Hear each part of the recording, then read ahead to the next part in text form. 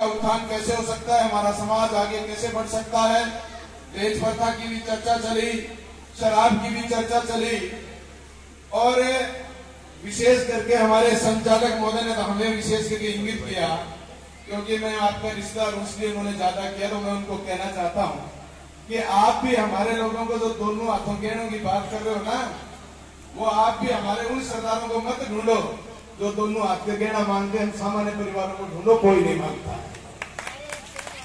अरे नहीं राकेश जी, आप हमारे पर आरोप लगा रहे हैं। इसलिए आप सभी लोग यहाँ समाज के उत्थान की शिक्षा की बात करते रहे, हमारे पूर्वजों की हम बात करते आए हैं और हमारे पूर्वजों की हर बार हम जयंती भी मनाते हैं, उनकी पुण्यतिथि भी मनाते आए हैं। लेकिन मिनट बाद भूल जाते हैं कि उन्होंने किस तरीके से इतिहास लिखा, किस तरीके से किस संघर्ष में हमारे साथ खड़े रहे, किस संघर्ष में हमारे राजपूत समाज का नाम आज भी इतिहास के पन्नों पर जब पढ़ा जाता है तो हम गौरवान्वित महसूस करते हैं, क्योंकि उन्होंने बहुत कठिन परिस्थितियों में समाज को आगे बढ़ाने का काम किया था। लेकिन हम कब तक हमारे पूर्वजों के उस इतिहास को पढ़ते रहेंगे, कब तक हम उन इतिहास के माध्यम से अपने विचारों को दूसरे लोगों के बीच कहते रहेंगे कि हमारा समाज आगे बढ़ रहा है, हमारे समाज में वर्तमान हमारी क्या हालात है, इस समय में हम हमारे समाज को किस दिशा में ले जा सकते हैं, इस समाज को कैसे आगे बढ़ा सकते हैं, हमारा विचार इस पर होना चाहिए। क्योंकि जो पुरुष करके चले गए वो काम हम नहीं कर सकते, ये मैं दावे के साथ कह सकता हूं। लेकिन हम उनके अनुसार, उनके इतिहास को पढ़कर उनका कुछ अनुसरण हम इस समय में करें। और वो कैसे कर सकते हैं, वो संगठित रह के कर सकते हैं, समाज के बारे में अच्छे विचार करके कर सकते हैं, समाज के बारे में शिक्षा के विचार से कर सकते हैं। और शिक्षा के बाद हम ना शिक्षा में सफल होते हैं तो सबसे बड़ी बात इस लोकतंत्र में राजनीतिक है, जिसमें सारी पावर, सारी शक्ति और सारी ताकत समाहित रहती है। और उसके बाद 35 साल की उम्र के बाद हमारी उम्र जब नौकरी की लाइन से बाहर हो जाए, उस लाइन के बाद हर राजपूत समाज को मैं कहना चाहता हूं कि नेतृत्व करने की क्षमता बढ़ाओ। और नेतृत्व कैसे कर सकते हैं, उस लड़ाई को हम आगे बढ़ कर बड़े लड़ेंगे तो हम जरूर इस लोकतांत्रिक व्यवस्था में ताकतवर हो जाएंगे। लेकिन हम लोग अपने आप में मन में किसी भी लड़ाई को जब लड़ते हैं, सबसे पहले अंदर से कमजोरी हमारी ये कहती है कि यार ये काम जो मैं करने जा रहा हूं ये मैं नहीं कर सकता। और मैं ये कहना चाहता हूं, जिस व्यक्ति ने कदम आगे बढ़ाया है कि इस लड़ाई को मैं निश्चित रूप से जीतूंगा, उसको कोई ताकत रोक नहीं सकती। और वो शक्ति इस क्षत्रिय समाज में है कि आपने दृढ़ निश्चय कर लिया कि हम लड़ेंगे, हम जीतेंगे, हम आगे बढ़ेंगे, तो आपको कोई बाधा को पार करने की अगर शक्ति किसी में है तो वो इस राजपूत समाज में है। इसलिए राजपूत समाज अपने अंदर हीन भावना से ना जिए, ये राजपूत समाज अंदर से ताकत से जिए कि हमारे पूर्वजों ने जिस तरीके से खून से खेलकर इस हिंदुस्तान को अपना नाम देने का काम किया है। इस हरियाणा प्रदेश में हम आए और हरियाणा प्रदेश के आप लोगों की बात हम बार बार सुनते हैं कि हरियाणा में राजपूत बहुत कम है। और राजपूतों का कम होने का कारण आप सिर्फ राजनीति में कम हो, इस कारण से आप कम दिख रहे हो। क्योंकि आपकी विधानसभा की लड़ाई जब भी आती है तो हम गिनते हैं 90 में से शायद 1-2 मुश्किल से कहीं पहुंच पा रहा है। उसका कारण क्या है? उसका कारण है कि हमें जो चल रही पार्टियां, जो लंबे अरसे से हम उनके पीछे घूम रहे हैं, उनसे हटकर हमारे युवाओं को संघर्ष करना पड़ेगा, नई व्यवस्था बनानी पड़ेगी और नई व्यवस्था बनाकर हमें आगे बढ़ना पड़ेगा, तब जाकर के हमारा नंबर आएगा। अगर आप ये रची रचाई पार्टियां हैं, इनमें अगर आप टिकट की लाइन लगाओगे तो कोई राजपूत को टिकट मिलने वाला नहीं है। और जो राजपूत फिर कहते हैं कि हमें तो टिकट नहीं मिला, तो आगे नहीं जा सकते, तो कैसे जाओगे? फिर हमारी शक्ति को, हमारे संगठन को, हमारे लोगों को हम ताकतवर बनाएं, उनको एकजुट करें और एकजुट करके हम सब लोग आगे बढ़ने का काम करें। और दूसरी मेरी सलाह है मेरे समाज के बंधुओं से, जिस मंच पर हम खड़े हैं, जिस मंच पर आप लोग हमें सम्मान दे रहे हैं, ये कोई हमारे लिए कोई काबिलियत का अलग से नहीं है। समाज हमें यहाँ बुला के क्यों सम्मान दे रहा है? कि समाज हमें इसलिए सम्मान दे रहा है कि हम समाज के कुछ सम्मानित लोग हैं, हम समाज के कोई जनप्रतिनिधि लोग हैं, इसलिए आप हमें सम्मान दे रहे हैं। लेकिन जिस दिन आप हमारे घर जाओ, जिस दिन हम आपकी बात नहीं सुने, आपको हम घर में नहीं बैठाए, ऐसा काम जब जिस दिन हम करें तो आपकी समाज को इस मंच पर सम्मानित करने की जरूरत नहीं है। आप उसी लोगों को सम्मानित करो जो लोग हमें भी घर में जाने के बाद सम्मान दें। हमारे जो लोग आगे बढ़ जाते हैं, समाज में जिनको स्थान मिल जाता है, वो हमारे सामने बैठे सारे राजपूत को समझता है कि ये तो छोटा राजपूत है, ये राजपूत तो यार पढ़ा लिखा नहीं है, ये राजपूत तो किसान है, ये राजपूत हमारे घर क्यों आ गया। ऐसी मानने वाले लोगों को आपको दृढ़ता से, मजबूती से जब भी समाज के बीच आए, आप उनसे ताकत से अपनी बात कहिए। किसी समाज के नुमाइंदे हो, हमारे घर के नुमाइंदे हो, आप जिस कुर्सी पर बैठे हो, आप अगर नजर मिला के नहीं तो नजर झुका के हमारा काम कर दो, लेकिन काम करने की मंशा रखो जो जिस कुर्सी पर बैठा है। हमारे अभी भरत सिंह जी ने बहुत अच्छी बातें कही और मैं तो भरत सिंह जी का धन्यवाद करना चाहता हूँ। इस मंच पर आकर हमारे समाज के बीच में जिस स्थान पर बैठे उस स्थान से उठकर आपके बीच में आए और उन्होंने कहा कि राजस्थान में क्षत्रिय युवक संघ ने जैसी सभा करी, जैसा मान सम्मान बढ़ाया राजस्थान में, वैसा मान सम्मान ये हरियाणा का राजपूत भी इस चंडीगढ़ की राजधानी में जाकर एक बार ताकत दिखाओ कि राजपूत हरियाणा का है और इसकी संख्या है। यह आप लोगों को करना पड़ेगा, अगर नहीं करेंगे तो हमें कोई पूछने वाला नहीं है साथियों। इसलिए आप सभी लोग, हमारी शिक्षा की बात 35 साल तक चलती है, हम शिक्षा में 35 साल तक आगे बढ़ सकते हैं, उसके बाद तो हमें सिर्फ हमारा नेतृत्व को कैसे कायम करना, इस बात पर विचार करना है। और जो भी नौकरी लगे, जो भी जिस स्थान पर बैठे, मैं तो उनको हाथ जोड़ के विनती करता हूं कि भाइयों, ये लोग बहुत दुखी होकर के आपके बीच जाते हैं। कोई किसी के दरवाजे पर नहीं जाता, लेकिन क्यों जाता है दरवाजे पर? कि वो जब तकलीफ में होता है, वो दुखी होता है, वो अपने आप की परेशानी महसूस करता है तो जाता है।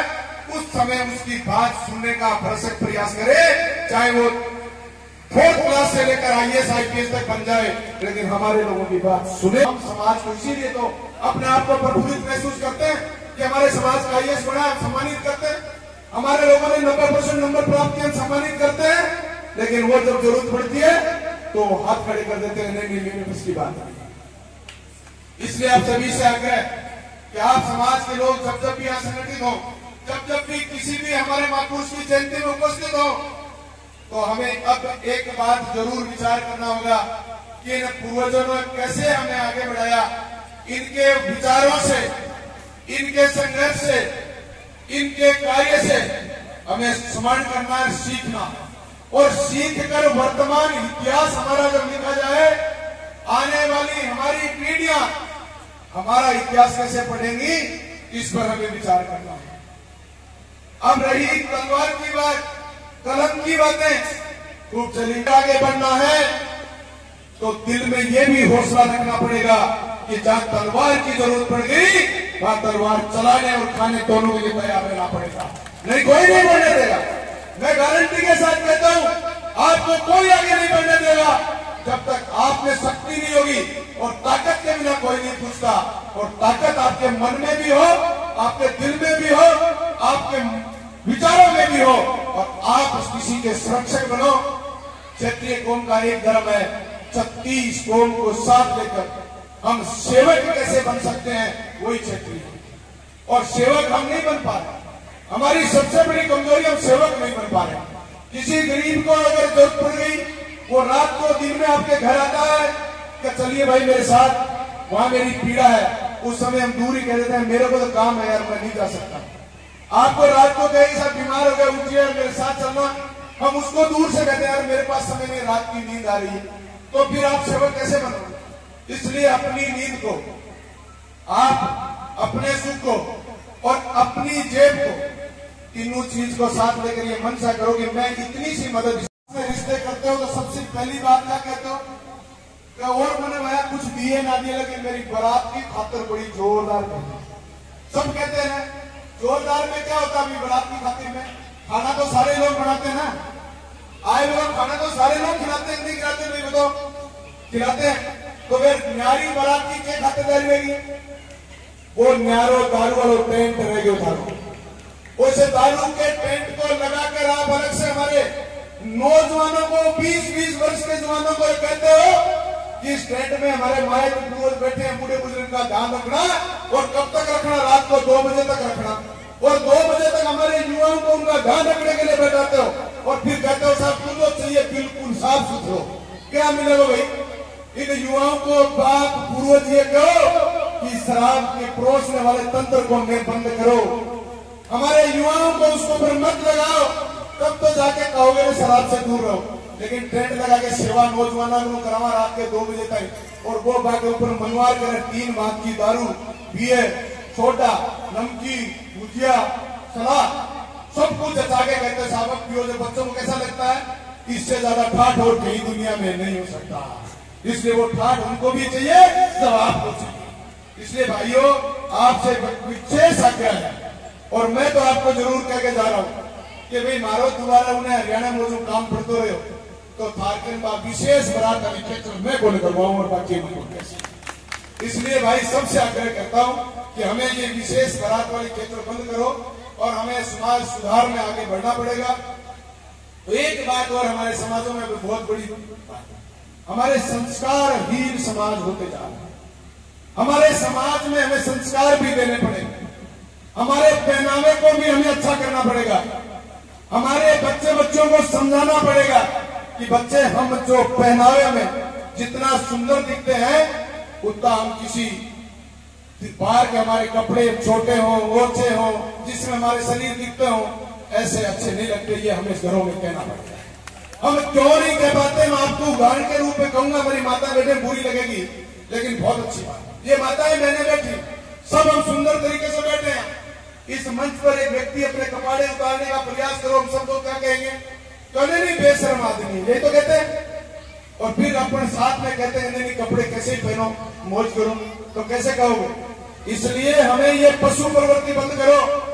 पशु प्रवृत्ति का मतलब है कि वो नंगे रहते हैं, उनको कुछ पहनने जोड़ने की जरूरत नहीं है, लेकिन सुंदरता हमारी संस्कार, हमारी संस्कृति अगर जिंदा है तो हमारे पहनावे से है, और वो पहनावा हमारा बच्चों और बच्चियों का अच्छा होना चाहिए।